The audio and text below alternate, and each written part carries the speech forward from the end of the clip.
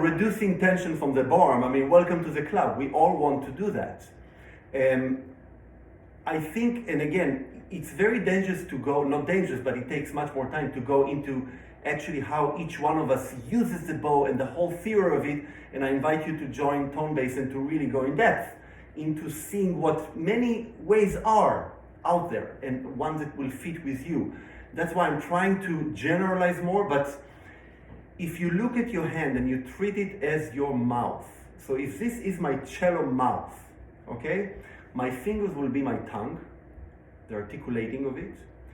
My elbow and shoulder would be my lungs, yeah, the airflow, okay? So if I need to articulate, which is always, my tongue is always working, I will activate my fingers. We can talk about how in a second. But I also need, and that's something I see a lack of it a lot in cellists, is cello lungs motion, which is sort of motion that starts in the shoulder and goes to your elbow. I call it the chicken wing motion. Yeah, you know this, yeah. This dance is very important for cello, not just for cello, it's for human. You know, when you eat, there's always movement of the elbow. So I think the starting point, like a pendulum, the starting point is your shoulder and elbow. Are you able to move your shoulder within the socket? Tiny bit, so you can create a bigger motion for your elbow. That's the starting point. If you're just dealing with your fingers, you are dealing with the end of the race, not with how to wear your shoes and get ready for the race, which is your shoulder and elbow. So if I'm able to activate my shoulder and elbow in a chicken wing motion or pendulum motion,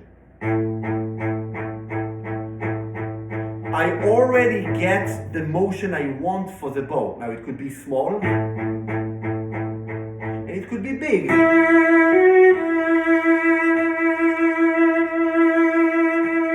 Yeah, it doesn't matter. There's always shoulder, elbow. The next really important point that I think is neglected by cellists is the wrist. What the hell should we do with this wrist? I mean, many of us simply freeze it. You know, when you see something hot, like, ah! You freak out. Freaking out freezes joints. Like, ah! You don't do, ah! Never. Yeah? So, imagine that you would do it. Like, you see something hot, you say, ah, I'll touch it. Why not? That's playing cello. That's playing cello. Ah! No. But that's what, how many of us, again, I go back to the TikTok, YouTube, most watched videos. Look at them and see, not all, but many of them, completely frozen wrist. Completely. Frozen wrist creates tension, so the lungs cannot go to the tongue. If you play, you have to be really talented player, playing, I don't know, playing really well, but if the wrist is not a reactor, there's a problem. What do I mean by saying reactor? Again, when I eat, when I call somebody and talk on the phone, when I write emails, I move. My brain tells me to move something which is not my wrist. It never tells me to move my wrist. Think about it. When you eat, do you, no. When you write, no. When you reach out to grab something, the brain never, it talks to the fingers, talks to the elbow, you know. The wrist is a reactor. It's a connector. The wrist connects the lungs to the tongue. And that's really important. So before you start your lessons and Sefchik and all really important stuff on how to activate your tongue, you need to know what to do with the lungs and the, let's say, the neck, the throat that connects you to the tongue. Yeah? So if you hang on an imaginary chair and you just do the chicken wing, you just move your shoulder and elbow like pendulum or like a chicken wing. If you do that motion, you'll see that I also feel it in my butt. I'm moving tiny, slightly bit. Yeah? Now this motion creates a reaction in my elbow. My elbow is reacting to it because it's free. Now I can do whatever I want with my fingers. Whatever. You know, you mentioned that I also conduct, which is really nice of you. And it was really hard for me to apply the cello playing into conducting, which means the bow arm is your baton arm. And in the beginning, my first concert as a conductor, because I got so excited, it's like, you know, like first year cello playing, when you just start conducting. I would come home with so much pain in my muscles because I got so excited with the orchestra. until I realized, the first thing that I can work on relaxing is my wrist.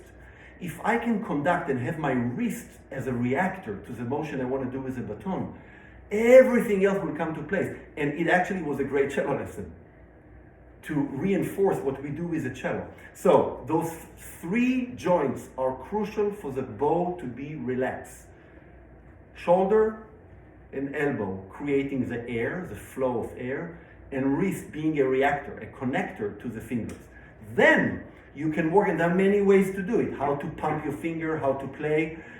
I don't really think we have time to go into it. I did talk in length about it in the lesson on tone bass, about my beliefs of how to do it, but really to try to make it short, a big strawberry that you hold, you can choose how to hold it. I hold it with thumb and ring finger. I create a cello ring and pinky.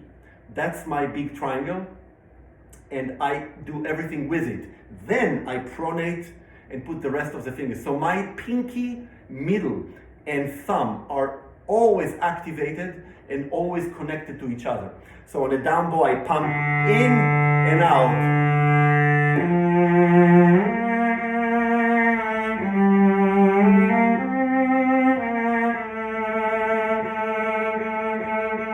And that allows me to be relaxed with my wrist and to use the chicken wing.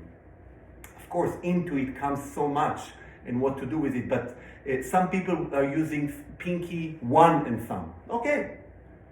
Okay, some use 1, thumb, and 4. Okay, fine. There are many ways, and we can all give good explanation why that's the only way. So I'm not going to do that, but a triangle, definitely. Definitely, in order to balance the power and the movement, which is how we make sound, weight and movement, we need power from both sides, and we need focus from the pinky. Pinky is involved. So that's really the tip of the ice, I would say, of bow hold and playing without tension in the bow.